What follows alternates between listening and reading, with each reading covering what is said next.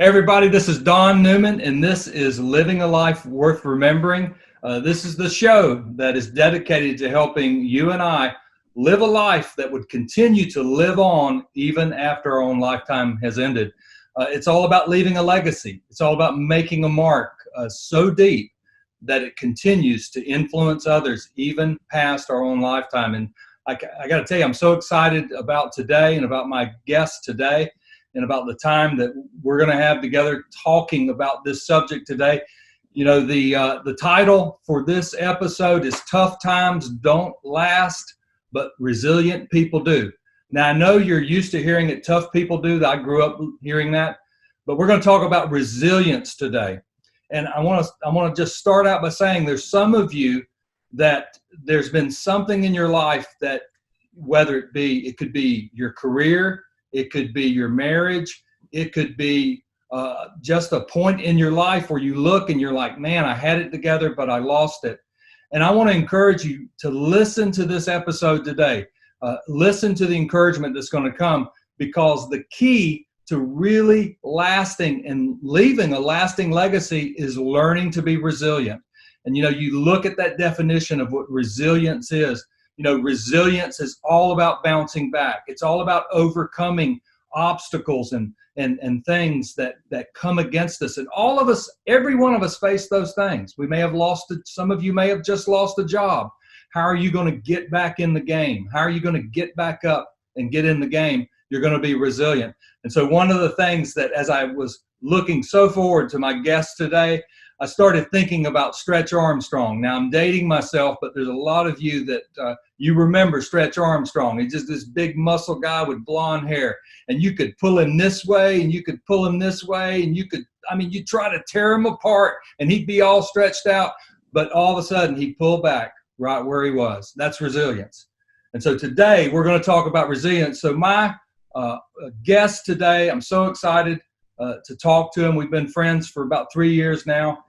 Is Kenny Shaw. Many of you guys, if you're FSU fans like I am, you're going to remember Kenny Shaw. You're going to know that name, Kenny Shaw, a great member of Florida State football, and wide receiver. Actually came out of where I live in Central Florida, Dr. Phillips High School. He was actually like the number 14 wide receiver in the nation, and part of Jimbo Fisher's first recruiting class.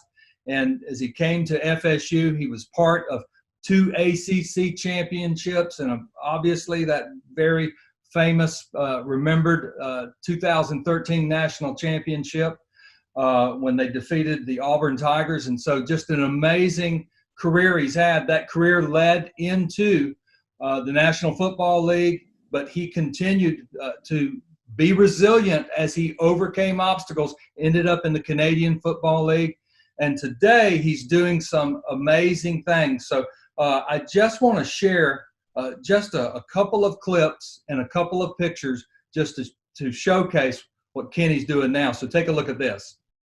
Kenny Shaw here, professional football player. He's on his feet, and it is caught! Coach. You gotta tell me your secret. How you so great? I'm what? How you so great? Man, I'll be chilling, man. I'll just be chilling. That's the secret to greatness. That's the secret to greatness. Just chill. If you don't remember anything I tell you, just remember that. Mentor. You don't have to speed through this shit. You know what I mean? Don't have to speed through it. Whatever God want me to be. I'm going into my first year coaching. You got that? I'm flirting in the back. Come on. And I said, why not throw my first annual camp right after the season? Let's go, man, child. And I just feel like I want to give my knowledge. Start. There you go. And what all I learned over the course of my football tenure, and give back to the youth, because that's how you keep this world going. Good adjustment. I also wanted to let the community know that I never left. I just went on a life journey, and I'm here now. And I hope that you guys still support me and will attend my first annual camp here at Dr. Phillips. Amen. As you guys get a chance to actually, look at Kenny and follow Kenny, I'm going to share some things at the end of this broadcast.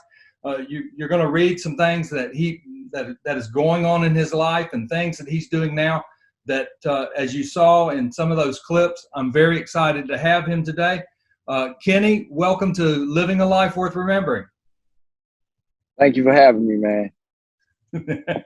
Yeah, I've been thinking about having you for a while, just to kind of share how we met. And this is kind of a really cool thing. I mean, I grew up an FSU fan, grew up in Tallahassee. And, in fact, I've got a football. You can see it behind me over here. I got that signed by Jimbo, Mickey Andrews, Peter Bolaware, Terrell Buckley. I was at a barbecue right before the Oklahoma game in 2011. And went to that game, got that ball signed. I'm going to have to pump it back up and get you to sign it as well. But I've been a fan for a while. But, we met actually at a spring tour that was happening. Every year the coaching staff gets out and do a spring tour, the booster tour. And I went with my son to go to the booster tour, and Kenny was there. And I went up and just introduced myself, took a picture with Kenny, and just talked about the memories of those games and got to know him for a few minutes. But I shared with him that I had just written a book called Respond Up, and I'd love to send him a copy. And, man, I give copies of that book away. I mean, I've sold, I don't know how many, but I just, if somebody is going through something, or I just want to encourage somebody, or I just want to give it, I give books away. So reached out, Kenny told me where to send it, and I sent it to him. And honestly, not because any remark on Kenny, a lot of times I send books to people, I never hear from them. But Kenny reached back out to me and said, man, let me tell you what I'm going through right now. And your book really, really encouraged me. And from there, we've just continued to text each other. And I felt like God really told me to be a prayer partner for Kenny. And just whether he knows it or not, as I know what's going on in his life, to pray for him and reach out to him. And so I count him not only as just a friend, but a spiritual connection as well. And so that's where we met at. Do you remember that, Kenny? Oh, man, Harry Buffalo. And, I remember it for a handful of reasons. One of the big reasons is that book sprung me into reading the book at least once a month afterwards. Like I didn't read a book. I didn't pick one up for a long time. And I just remember, you get approached by fans a lot. You get approached by different type of vibes. And, I've always been one to, I respect everyone who comes to me because, that's how I was raised, and, everybody a person at the end of the day. But, you came on a type of vibe where it was like, you was trying to help my mental out more so than talk about football all day, which I respected. And that kind of made me pick that small book up and take it in for what it was. And like I said, like that sprung me into, jotting down stuff. I got a personal journal. I don't write in it every day, but when I have some thoughts, I jotted down my journal, and that's why I hit you up about a book, because it's like, I got some stuff up my sleeves, but you never know who you're gonna meet and what it's gonna do to you. And I've learned in my life and over this time where it's like, I don't dive into all the color and backgrounds, because like you said, we all come from somewhere. We all gonna sin. That's just the name of the game. We just gotta adjust to whatever it is. And, I adjusted to you becoming my friend and me opening it up, because truth be told, I don't open up what I open up because that's what comes with this game. You're around a lot of people. So yeah. That's Well, that I remember it, and obviously, I've been on the receiving end of this, and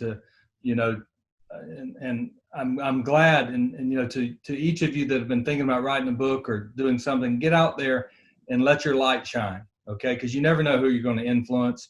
My goal wasn't to try to to build a relationship with Kenny. I mean, obviously, it was man, I want to encourage you and give you my book. Man, loved you when you played. And I mean, just wanted to be a blessing. I mean, just be a blessing, but you never know.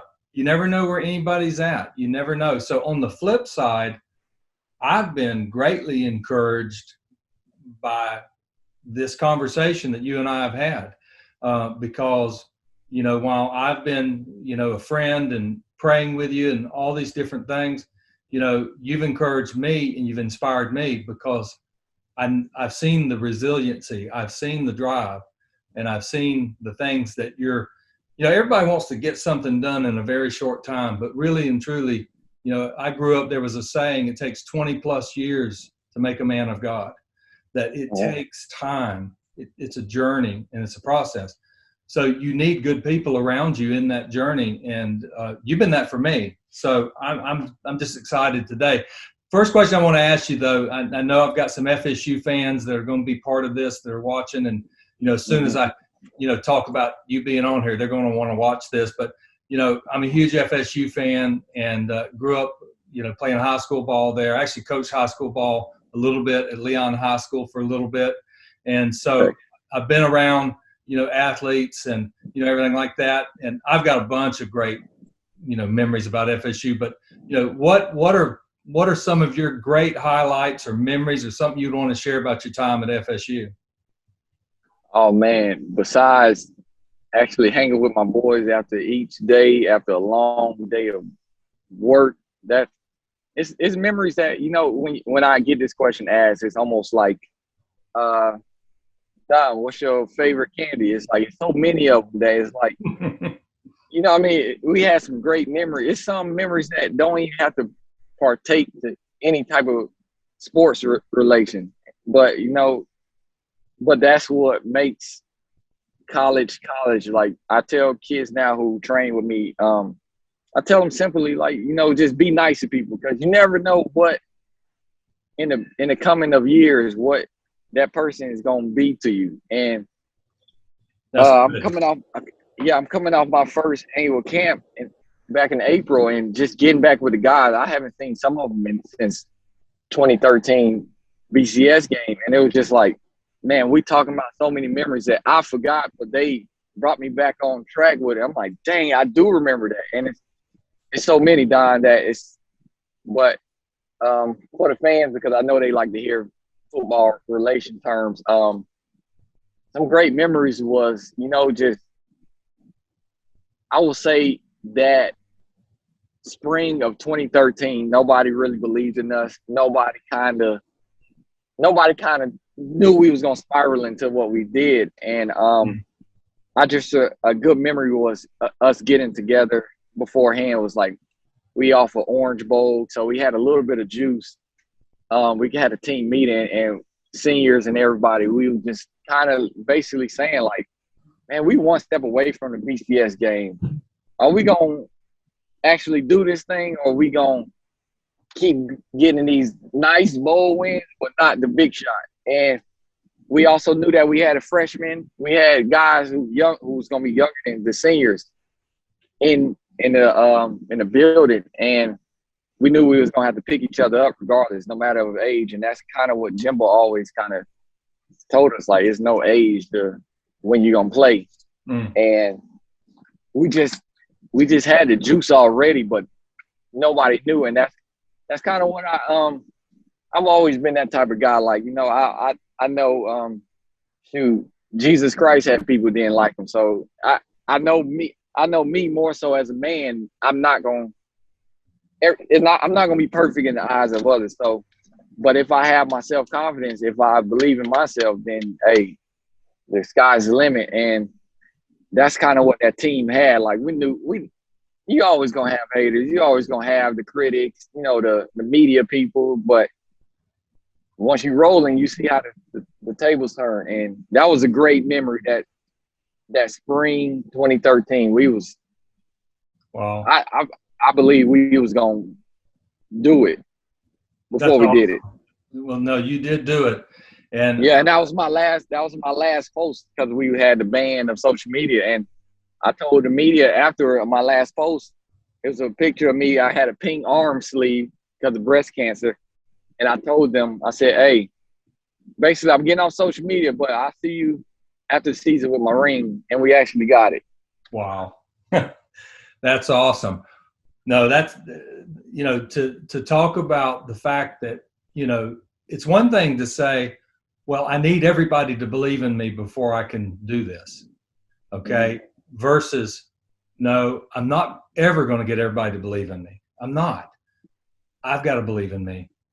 It begins here. And the fact that, all of you did that and made the decision, man, we're going to believe despite, just to, I want to move on to some other stuff, but I have to hit this. Two of my favorite memories, being a fan was I was at my parents' house sitting there watching the Clemson game, and and them kind of showing you guys before the locker room and coming out there. And man, listen, I was throwing pillows around my parents' house, and then obviously the national championship game. Listen, because we live in the same area. We went to Ale House to meet up with some friends. Man, I was dancing and hugging people I don't even know.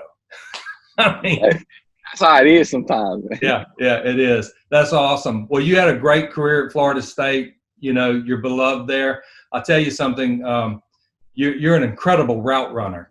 I mean, I don't know how anybody could cover you watching some of the routes and some of the things that you do and the knowledge to be able to get into open field, all that stuff you displayed. But, I know you left FSU, you entered the professional football league, and, I think you went from Cleveland, you went through a couple of teams, but you ended up in the Canadian League. Just talk about that journey just a little bit. The journey was, that was the first time in my life that it was like, this is, pro sports is a thing where mentally it can get you if you're allowed to. Definitely, like you say, the bouncing, like, you have the talent, like you say, you believe in yourself at that point. But it's things that go on that, you got to realize too as a pro player, like it's things outside of what you're doing that's at stake. Like you don't know sometimes, and you just got to take it for what it is, because I've gotten to a point now, and I'm glad I'm to the point now because it's already written. Whatever happens is already written. At the time all that was happening, it was confusing. It was I was actually starting to see who was really, for me, and who was a great person to lean on when I'm down. Because I remember that first time being cut. It was a short flight, but it felt so long. More so because I felt like I had to explain myself. I felt like I had to make up something for what it was. I felt like it was so much stuff that I couldn't control. And, it's frustrating, but, as I've seen in my walk of life, and that's how I know, whatever, if anybody believes in God or not, I just know that, God, sometimes, I don't know how to do it sometimes, Don. I'll be in the darkest of a hole, but, I get out of it with some type of push, some type of faith. I guess it's, he tell me that, he always got me. And, some of them times I ended with the Oakland Raiders practice squad, then they get a whole new coaching staff. So I'm like, dang, like I did a couple months on practice squad. It's a good feeling, and whole new coaching staff. So I got to adjust again to a league that I don't have no recollection of, So go from 2015, I played no games. I practice squad the whole year, but I learned from it.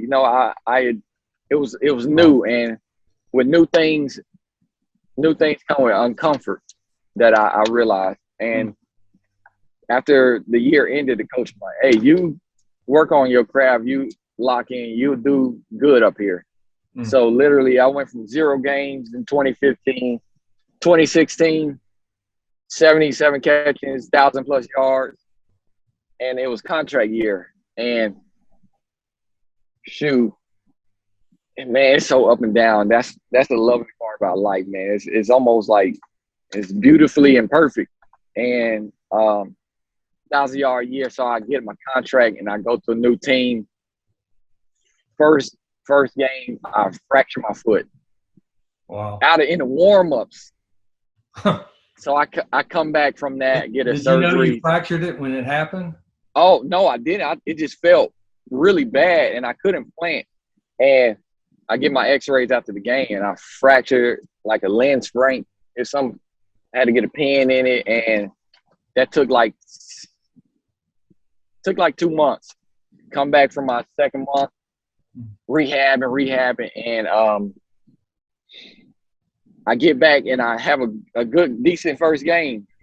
So the first game back from my injury, that's when I tore everything in my knee in 2017, and that was the real game changer of my life, I will say. That was like the time where, like you say, like I had to kind of regroup. I had to see who I'm surrounding myself with, because all that is the mental is. I tell the athletes now who I train, like, mental before you get on this field, the mental ain't right, you won't perform. And I was out of it. Especially doctor was like, "Oh, this is 2 years before you be able to run again." Just crazy stuff.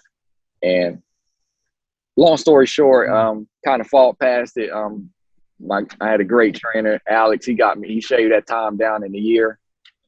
And Wow. That's when I kind of met you. We got the book, and it was on and popping. Now, I still worry at times, but it's not as much as during those eras. You know what I mean? Yeah, absolutely. No, and and one of the things I started the show off by talking about resilience, and one of the things that I really want people to hear in this, when I think about resilience, you've probably got things that we ain't even talked about, I don't know, and obviously can share that you've gone through. But how many people, because I know people, I know it's hard to make it in pro sports. Many people, it's only a few years, but comes back from, an ACL tear, and 3 of them being torn. Yeah. And here it is, you're back in the game. But the great thing is even if the game changed, you're still pursuing, you're still going for it. And so when I think about when I think about 2 moments that stick out to me, that I say, man, this guy came back. The first one, and I was there in the stadium, man. I was at the other end. One of the loudest games I ever been to was that Oklahoma game in 2011, because I was just totally, man, we're gonna beat Oklahoma. There's just too much vibe in the stadium, excitement. Yep. And I'm sure there were other people, but Tracy and I were sitting at the other side of the stadium. All our kids were there. We were at different places because we had to get tickets, figure out how to get in there. But man, when you went over, man, it was just like you scored that touchdown, but then we started to realize what happened, and then you're not moving. Man, all of a sudden, I just remember the sinking feeling, and them putting you on the cart, and you probably don't remember any of that. But then obviously what you just shared about when you were with Ottawa, and you messed your knee up. Those are 2 times that you bounced back. And something, nobody would condemn anybody if they didn't bounce back from that. That's pretty difficult, Yeah. But you did bounce back, and you showed what I want to not only put in my own life, but I want to encourage others. It's almost like, man, if I can give Jesus Christ away to everybody, that's number 1. Number 2, I want to give away the way to hear God's voice, teach people how to hear God's voice. And the last thing is help people not quit, to get back in the game, that we get knocked down, you get fired, you get, these things. But those are 2 things that stick out to me. And what would you say, and just share your heart on this? We're just kind of going with what we're talking about, but what's the key, to resiliency? Maybe you didn't know it before, God helped you walk you through it. But if you look back or you look forward, what are some things that you can share that would encourage somebody on how to be resilient? Well, looking back at it and answering from this perspective I'm in now, I've always been one of those, how can I say this? It's more than me just on this earth. Like I always kind of knew, like, yeah, my last name's Shaw, but it's more than just me. Like, you got the little kids, you got family back home, you got a couple people depending on you, and a couple people who actually support you and they don't ask for anything at all. And I just always I was kind of raised with you're gonna get knocked down a few times, but what's gonna it's never gonna work itself out if you just quit. And it's good. You can always tie things to your why. Like, why are you doing it? And I've always been, as the media will say, undersized, not fast enough, whatever the case may be. And that kind of, things like that, I always like to play with a chip on my shoulder. And just to kind of show the analytics, the whoever is coming up with this stuff, that you never should really judge somebody before you get to know them. Yeah. Like you saying this, and I'm a nice, well-tempered guy, but people shift once, like in football world, you shift, and it's like I play bigger than I look. So I just knew, like I said, with the Oklahoma hit, it was like, if I was well, which I was, I passed the test and everything, and I just shocked everyone more so because of how up I was, like uppity. Like I was still like cracking jokes with it. Like it was the vibe was still the same. And second of all, I just saw early in my Florida State career that, these guys depended on me too. So let me get back to them. And I think that even though we lost in Clemson the next week, it would just show my teammates that, what, this kid gonna fight for us, so why can't I fight for him? And as the years progressed, that's what it was. Like it was progression of closeness. It was a progression of just love. Like everything progressed in a way that it helped me play more fearless. And to anybody who down and out, my mom used to always tell me, like, early in life, Don, like, it can't rain forever. And I kind of said that to the newspapers, the media, after my camp. Because funny story, it's funny you keep saying resilience. I actually made my thing a LLC, my Shaw's Raw Academy, but it's R.A.W, but it's Resilient Athletes Worldwide.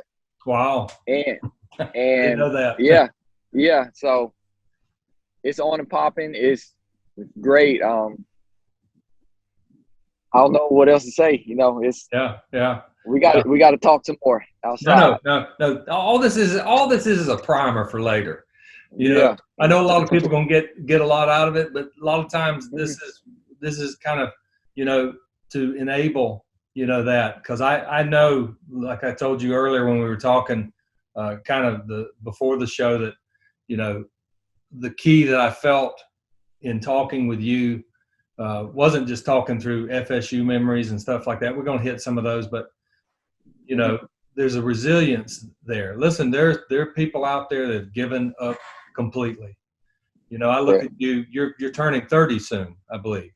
Next year, yeah, next year. Well, man, and July you're looking to report back to camp if everything goes well in Canada with Edmonton, correct? Correct. Yeah. So, man, to have gone through some of those things, because I understand those disappointments. Listening to you, I understand those disappointments can be tough, and to keep trying and to keep plugging. I know one of the big, I know there's probably going to be all kinds of keys that are going to be discovered as you kind of think through and bring those keys out. But I know, talking with you and texting with you and communicating with you, one of the things I kind of read in through those texts, obviously your relationship with God, that's huge key. But one of the things you kind of threw in there was about reading, reading books. Talk about that a little bit, because I think that's a really big key to somebody that wants to change their mindset. Yeah. Well, I joke to my girl all the time down there. I said, some people, they don't like when you just tell them what they need to fix all the time, like face to face, Don. Yeah. And I touch on a lot of issues that I know God be wanting me to read when I do have whatever book it is for that month. Right now I'm reading a book titled Hurt People, Hurt People. And it's a title that makes you uncomfortable when you first get it, but like I said, new things are uncomfortable. And the book touches on so many things, dating to childhood trauma to forgiveness, which is very hard to do. Reading books is very therapeutic for me. It's almost like my little hobby now. It makes me question myself because I know even the closest around me, it's hard to say that they not going to judge, but I do realize that the hardest person to be real with is yourself. And reading books make you die. Sometimes I close the book up how deep it gets sometimes, like I gotta take this in now, let me put my book marker in and just sit on this one. But I tell the kid, like I say, because I train them, and more than a lot of times they will tell you, they're gonna get work because, like you say, route running is important to me. But I'm also gonna pick their head apart about life, about what's up, what's coming up, what's this. Like, I'm human, and a lot of them I tell them, like, I don't regret a lot of things in life. Like, if I would do it all over again, but reading is something I say I would just put that in just a little bit if I can, like, go in a time machine and just place it in. Like, I will definitely place reading in there. Yeah. And it's all about what you like to read. Like I said, it's very therapeutic. Yeah. Yeah. You look at some of the top CEOs and top leaders and different people. I mean, and you will find many of them read a lot. And, the difference in the person you are today and the person you are tomorrow is the people you hang around with and the books you read and the decisions you make. But what influence those decisions? And so I think that's great. I think the book you just named, I'm very familiar with it. And, those are going to be tough books to read, but, they really bring a change in your life. And so, so I want to get to your, before we wrap up, we could talk about a whole bunch of stuff and go way past time, and I'd be great. Yeah. We'll have to do part 2. Okay. Okay. But I want you to share, about your camp you just did. You just shared about it because I just loved watching some of the clips. I loved watching you become a coach. And, I say become a coach. I don't know exactly, I just see you out coaching people. Some people want a position. They want a title. Yeah. I see you out coaching people and mentoring people. And the thing that I like is some of the video is catching you talking to these kids, and some of them little kids, talking to them. And, about a skill that they want to become a great football player, but how much of that mixes in with life. So talk about your camp that you did April 17th. And obviously we're going to have a link to, we shared a video, but we're going to have a link to all of your, your social media so people can follow, because I'm sure you're going to do that again. But just share about that experience, what it meant to you, and anything you want to say about it. Man, Don, I'm going to dive off to now. As I'm regrouping from the camp was bigger than me. And I say that because afterwards I had teammates saying, oh, I'm gonna go back to my city and get in the community more. I had grown men saying, hey, this made me want to reach out to my father. It was more than just football a little bit. It was a reunion. It was kids seeing, like, man, like, because I told them at the end of the camp, I said, excuse my language, I said, you think if I was an asshole, all these people would be here. Dak Prescott, Jameis Winston, Timmy Jernigan, all these guys from all over the world. You think they would be here if I walked around and thought I was better as a human being than this person? Because, you know, this generation now, it's almost like a monkey see, monkey do society. They feel like they have to be somebody else in order to please people.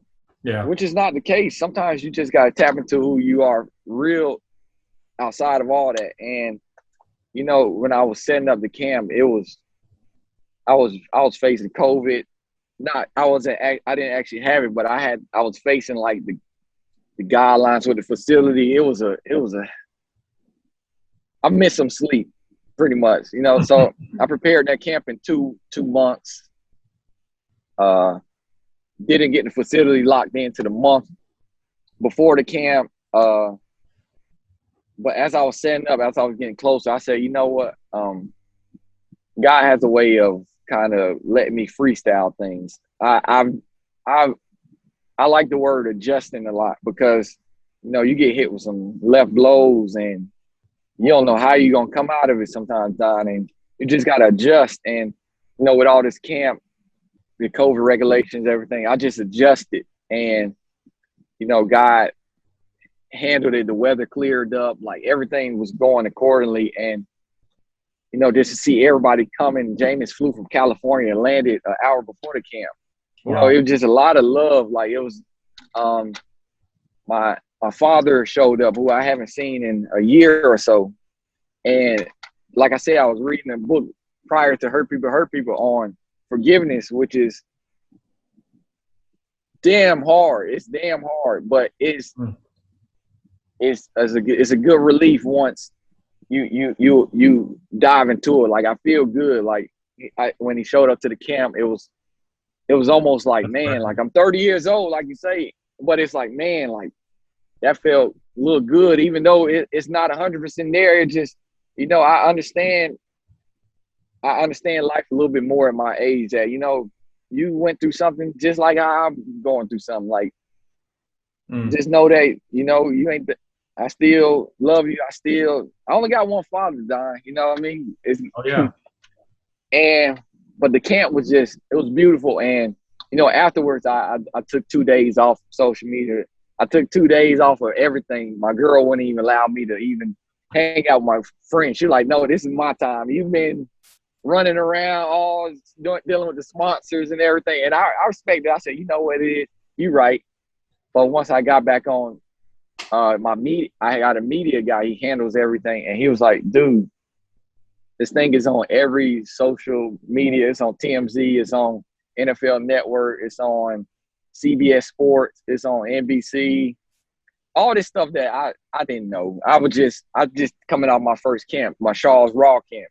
That's awesome. And afterwards, I posted a thing, newspaper clipping that I'm a frame it, and it was just basically, I kind of told him, you know, resilient athlete worldwide, basically like you bouncing back in tough times. And I focus on that R word more so because, you know, if I wanted to go into a world trying to be perfect, I ain't gonna make it. And but I'm gonna bounce back. I'm a resilience. Like, and people hate that. People don't like as sad as it is. People don't like to see you bounce back after hurt. People don't like to see you bounce back after anything being released. People don't like to see you.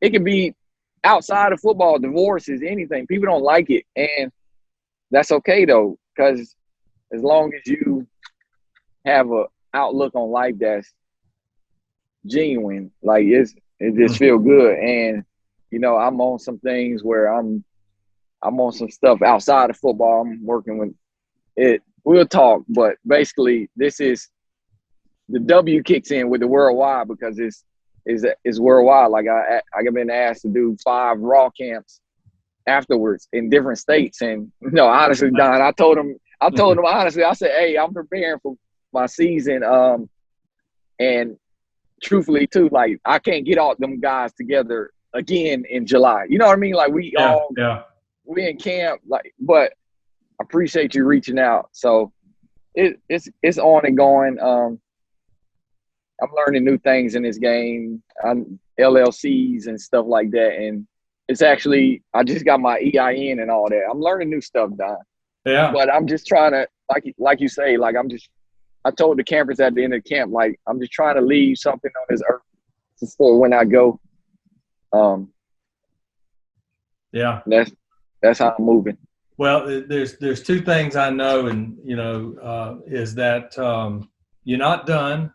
It's like you're just beginning, and the second thing is that you leaving some stuff behind. Listen, when you said about the guy saying, he showed up to help, or who, it doesn't matter who it is. Man, I got to reconnect with my father. Look, that's huge, and to have that type of influence. Because again, football is football, but God is more than about football, and He finds these avenues to bring us in, to restore us, and and to give us resiliency. And so the fact that that's part of your camp name, that just shows you're going down the right road. And listen, we're just gonna have to do it again because we're way out of time. But yeah. Kenny, let's do this real quick, and we'll add these things. But where can people follow Kenny Shaw and keep up with what you're doing? KShaw81 on Twitter, Instagram, Facebook is just Kenny Shaw. It's simple names, easy to find, and Shaw's Raw Academy. I like I said, our LLC did. It's a movement now. It's a bit of football, it's a bit of community work, it's a bit of camps, it's a bit of training sessions. It's what it. And I'm gonna reach out to you about this book. So no, we're going. So here's two things. Here's two things that we absolutely going to do. Number one, we're gonna get together and we're gonna get that book, because them kids need to take a book home with them. Correct. You need to do that. I mean, the second thing we're gonna do is somehow or another we're gonna get to Tallahassee for an FSU game, and I'm gonna take you to Whataburger, because I heard Whataburger. What? Somebody told me you ain't never been to Whataburger. I never, but I've always passed it, and I've always seen people in there. I'm like, it didn't push me to go in there. I don't know. Yeah, I'll try it if you take it. Okay, I'm gonna take you and all of that. Right. But, hey, Kenny, thank you for being with us today. I so enjoyed it, and just the beginning of things. No doubt. Appreciate having me, Don. I will. Awesome. Hey, guys, listen, share this. Please share this broadcast with other people, other friends that you think would enjoy this. And you never know who's going through something that needs to hear from somebody who's gone through something and moved through it and is continuing to move on, as you heard Kenny Shaw today. Now, you can follow me at Coach Don Newman. That is my YouTube channel. And if you sign up, make sure that you select the notification button so that you can be notified when the next episode comes up. You can also follow me on iTunes at Living a Life Worth Remembering. But make sure that you share this with your friends. And as you follow Kenny, hey, keep him in prayer, but follow him, because there's going to be some exciting things that you're going to see in the future. But God bless each and every one of you. I pray that this message today encourages you and helps you to live a life worth remembering. God bless.